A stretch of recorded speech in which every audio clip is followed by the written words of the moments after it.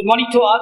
On behalf of the organizers, I welcome you all for this webinar on online classes and examinations in this pandemic, COVID-19 pandemic situation. To introduce myself, I am Professor Dr. S. Urliandi, basically a computer science professor and now working as controller of examination of Mananmaniam Sundarnath University. And I hope that for this seminar, for conducting the online classes and for conducting the online examination, this is the right time to speak about all these things. With my brief intro, let me proceed to what is the need for conducting such a webinar, what is the need for online classes, what is the need for online examination, on which mode that we can offer online classes and on which mode that we can go for online examination, etc. within the given duration time that we will discuss all these things. We'll go for the agenda of today's webinar. Let me present these things in this order. What's the need for online classes? What is the portals recommended by the UGC? What type of online courses are recognized by the DEB, the Distance Education Bureau, that is UGC? And what is the learning management system and what is the need for such a learning management system? And what are the advantages and disadvantages of the online classes? And how to conduct the online examination, concluding remark, followed by there will be a question and answer session. And after that will conclude the session. As you know all, this is a very pandemic situation which no one expected, right? And normally we used to say like this, in life period this is what happened right now, right? Nobody has thought of such a things that will happen in our life period. And for this young generation, probably those who are around 20 plus, lifelong that you can say that at the age of my 20, that we have experienced such a very pandemic situation and so on. This is what really happened now. And under this situation, the higher education or the school education, whatever the education may be, it is under threat right now. How we are going to forward our education system under this condition to our next level?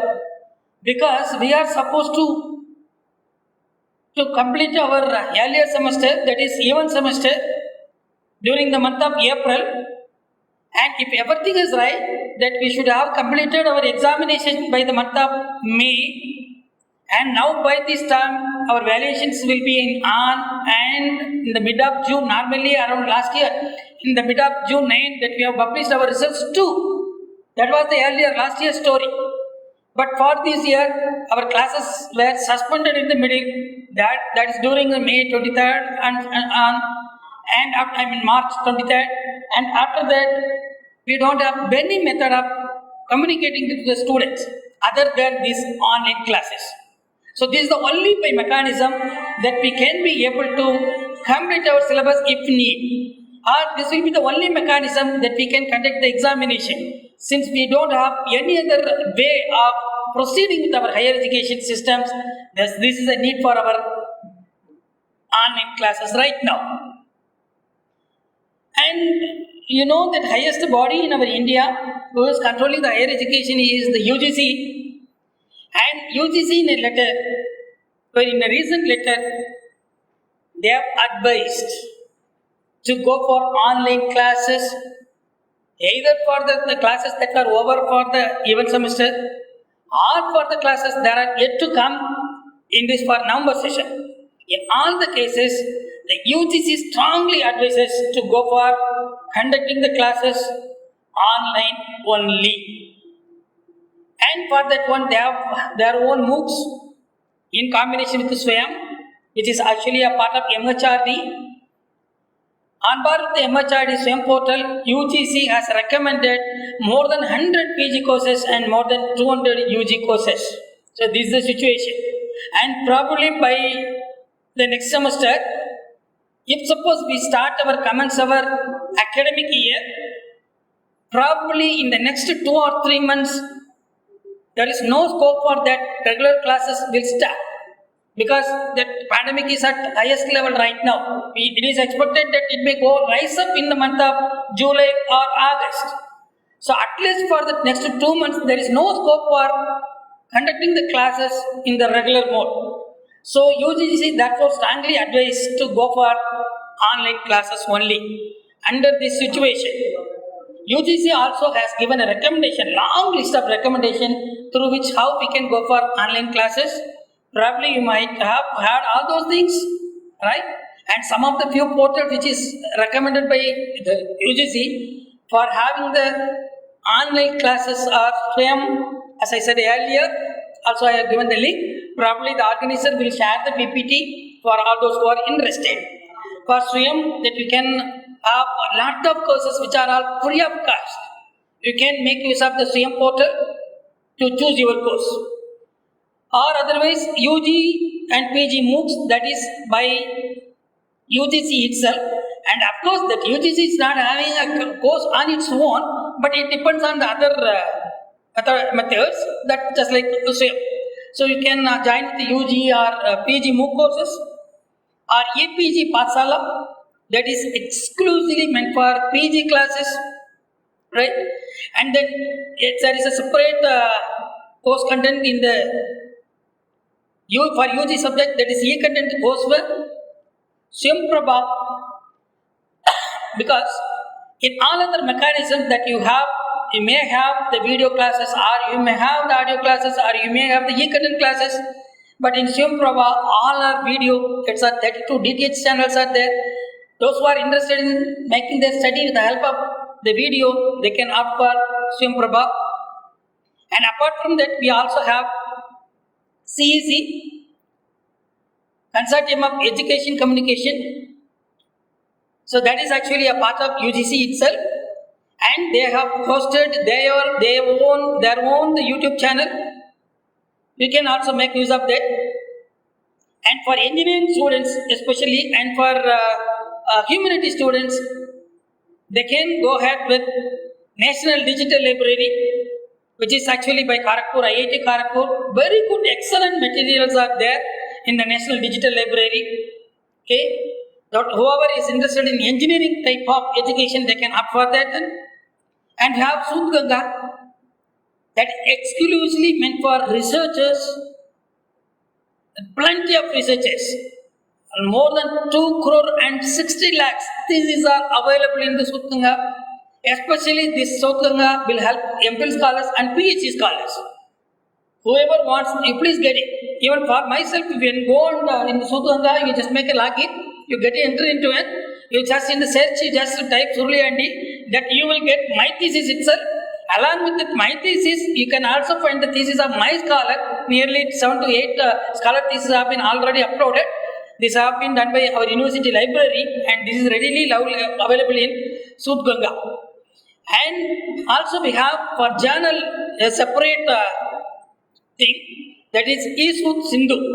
That is for archive of more than 15 crore peer-reviewed journals. That whoever wants to download the journals, we can make use of that. And then is another MHRD effort, Vidwan. That is, it's a library of the experts, right? And the students, that whoever want to listen to a particular faculty, that you can go and get the detail of that particular faculty there.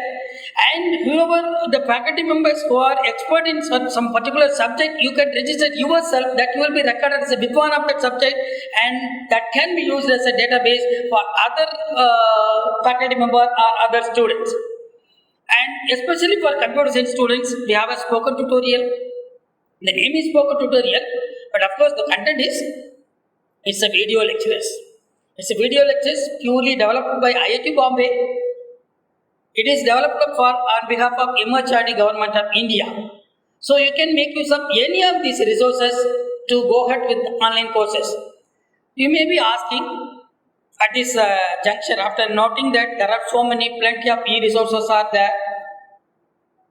A question that will rise in your mind is that, sir, what will happen to the academic education or our syllabus in the next semester? That may be the question that may be raised by you. Right now in the MS University, we are following our own syllabus. Probably teachers may not attend you in person in the classroom. They may take the classes like this, a Zoom class or any other classes. They may organize a class like this, and they may broadcast their own classes, right? By which you will be listening to those classes from your home. Rather than this approach, that is sitting in front of a computer system and going on classes with a PPT, a real class environment is something different. For that case, one that your college or the university, that they must be equipped with infrastructures. That infrastructure is maybe because we are all customized to board teaching. We used to write something on the board and we used to deliver our lectures. So that kind of setup is essential right at this moment. That is the class, the teacher is supposed to take the classes in the board. Whether the students present in the class or not, that doesn't matter. Probably what I expect is that even if the academic session is open for the next academic year, UGC will recommend like this. That recommendation will be that social distance. You conduct the classes by means of social distancing. So UGC may recommend for, if suppose conducting the classes, to conduct the classes by maintaining a social distance. With this right now setup, even in our classroom, we are sitting 3 or 4 or sometimes 5 members are sitting in a bench, that we are sharing a single bench. When we maintain a social distancing, maximum 2 candidates, 2 students may be permitted to sit on a chair or a bench. Under this condition, that how we can go for conducting the classes in the classroom. Probably one of the solution is that whoever is having the access to your own systems like a computer or a Android system or some high-end mobile phone or something like that, whoever is having such access, you please access through the online classes from your home. Whoever is having not such an infrastructure, they may be permitted to come and sit in the classes. Probably by that we can reduce the strength to 1/3. Those who are not having the computer system or those who are not having the high-end mobile phones. So those candidates, students may be permitted in the classroom, and by that way we can maintain the social distancing. So this is one way of how we are going to conduct the classes in future. This is for how to conduct the classes for MS University syllabus. And now UGC is telling us another model. That model is that you just conduct the classes 80% in your class. That is sufficient. And for 20%, UGC is strongly advising to go for only online classes.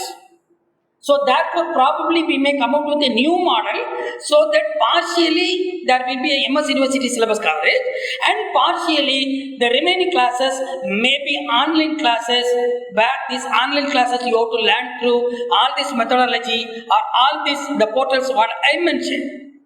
This will be the future. Even if it is not going to come in the next November semester, definitely after December, most of the syllabus is going to get changed. Partially the syllabus from the university and partially the syllabus is going to be covered only through the online. For that one, for the syllabus, if it is MS University syllabus, probably you may have a teacher. That teacher will handle the classes by using any one of the online technique. And for all other these courses, you cannot learn anything without a teacher, but there will be a teacher. He is called as a mentor. A mentor will be appointed by your own college. That teacher will take care of conducting the online classes, though it is that the materials are available in the net or in any one of the portal that we mentioned. Even then there will be a mentor to clear your doubts or to when to get login or when to get locked out of it, how to do the assignment, how to take up the test and so on. And even then there will be a workload for the teachers. It's no doubt that whether it is online class or it is a classes handling on the board which will be broadcasted by some mechanism or by some means. This is going to be the future.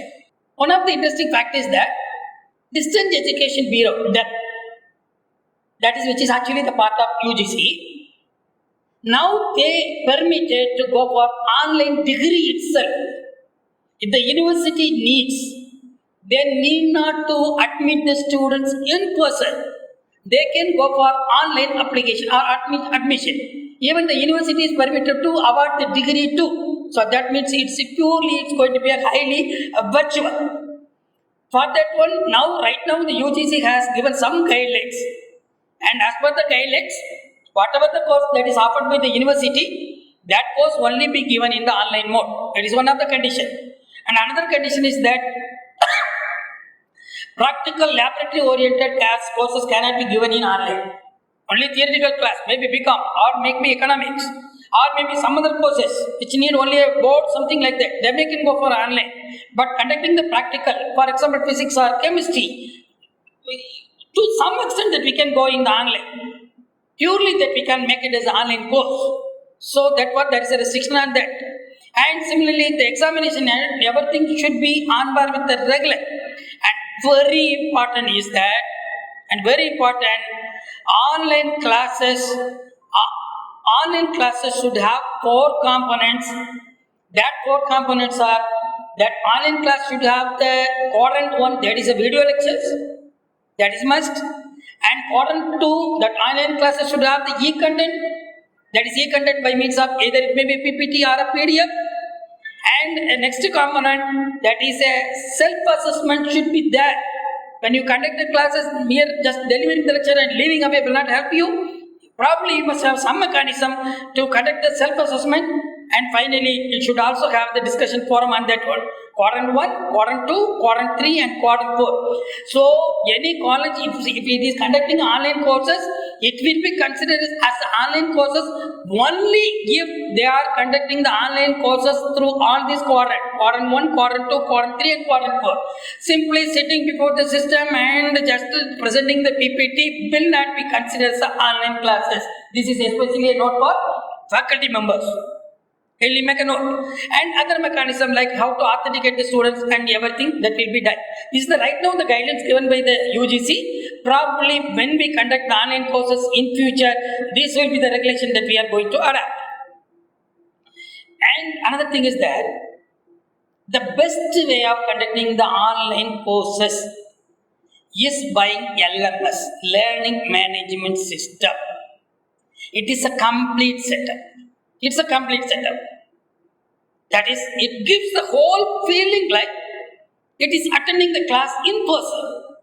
Because that LMS, Learning Management System, will have all the features of creating the users, adding the courses, adding the rules, generating the reports, making a course calendar like when this should be open, when the course will be closed, and how many tests will be there, what are the video content, and everything. There will be messaging features, there will be notification features, and there will be a assessment.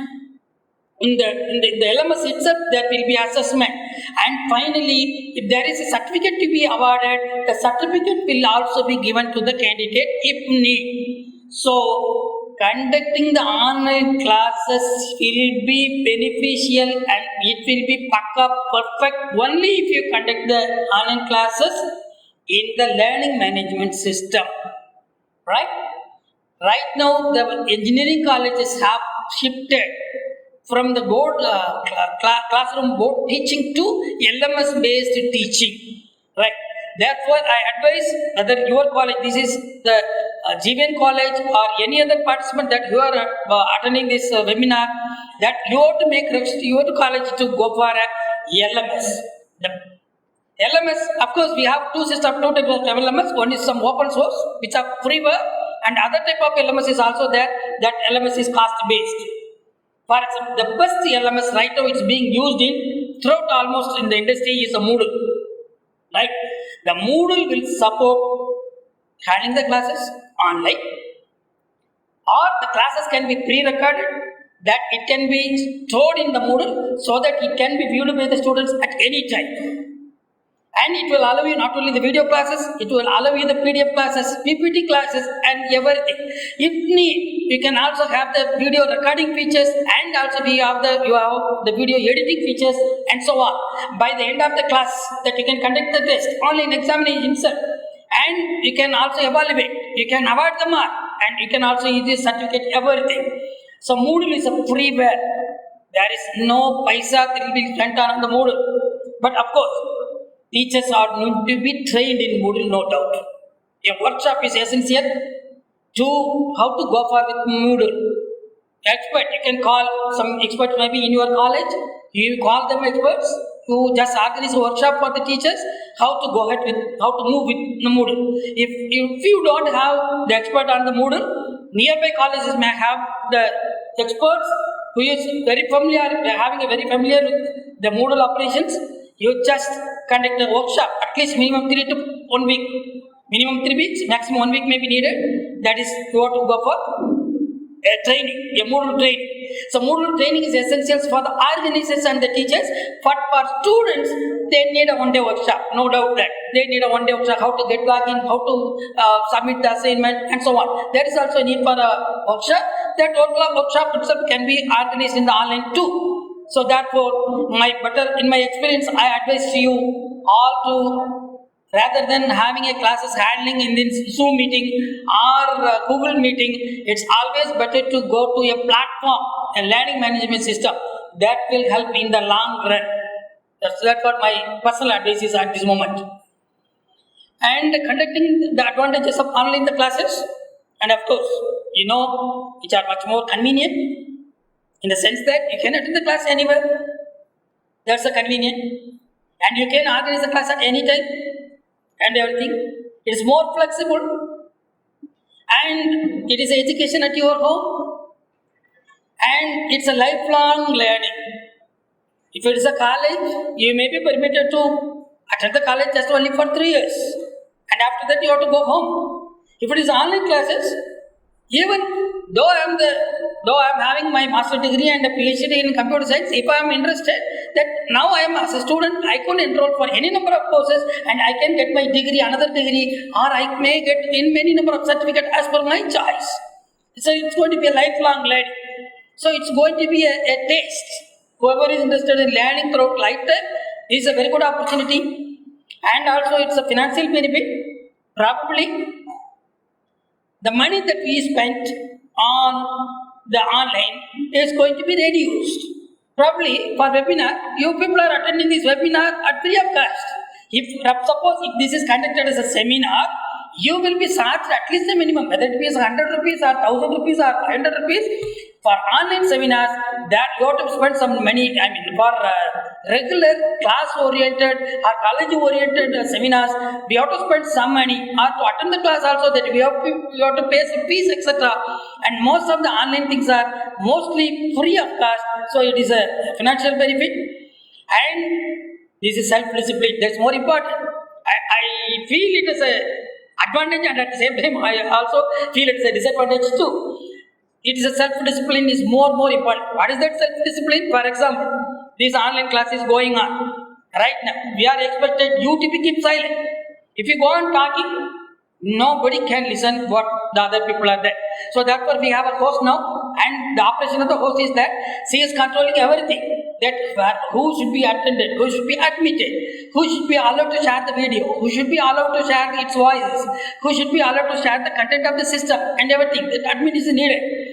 So therefore, because we cannot expect the self-discipline from all the students, you will be with a different nature. So therefore, it's more important. Whenever it is online classes, self-discipline is more important, and it is a global village.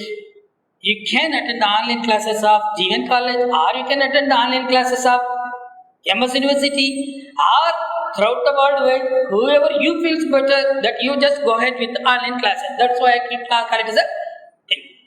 Coming to on the other side, on the disadvantages,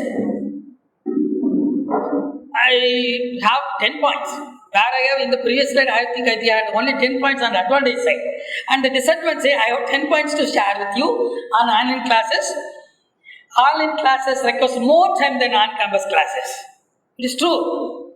It's convenient, it is flexible, but it requires more time, especially for the teachers. Just to prepare a 1 hour online classes, it's for minimum that would spend 4 hours to 6 hours, no doubt. Right? That's simply sitting or creating a PPT alone will not help us. They have to prepare themselves. So it will take time, especially for teachers. It needs a time management skills. So when you schedule your program, this is a 1 hour seminar. So therefore, making a delay in 30 minutes will not cost anything. But if it is a regular class, in an online class, you will be able to schedule like this, 9 to 10, this hour, 10 to 11, and so on. So therefore you have to plan your activity accordingly. So therefore time management skill is required. And you may have a sense of isolation. In a classroom environment, what will happen normally, when the teacher is teaching something, that you will attend the class and you will be listening to the board. Sometimes if you have any doubt with a low voice, you can ask your neighbor students what that miss is telling. And nearby your student may clear your doubts. But anyhow, if you have any doubt, whom you are going to talk to? And as well as in the online classes, if the teacher is taking the classes, he will go on talking that all the people that have to listen. And we cannot entertain the students to interrupt the classes in between the online. But in the normal classes, what will happen? Whenever students is having a doubt, and the student will raise the hand, madam, I do have a doubt. And immediately the teacher will clear the doubt and then move on. So learning in a group environment will be pleasure, and whereas learning in an isolated and independent environment may be pleasure for all learners. So that is a drawback. And for online, you should be an active learner. It's another important point. You must be an active learner. You must be in time. You must have interest. You must have a self-discipline. So active, unless otherwise you are active enough, that class will go on. Because very important thing is, there is nobody is there to monitor you. Even classes in schools are conducting the online classes. And what they are demanding is, the students should sit in front of the computer system with the uniform. And then and there, the teacher is watching whether the student is in front of the system or not.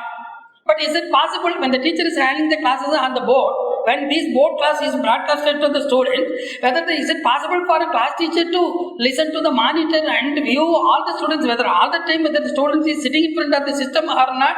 It's not at all possible. So therefore, again, this is another problem. And this is another, you have to make your own way of learning. That is so this is more self-responsibility is more in this case of online learning. So this needs a self-discipline, your own active thing, and etc. etc. So these are some of the drawbacks which I noted in the online. That's all about the online classes.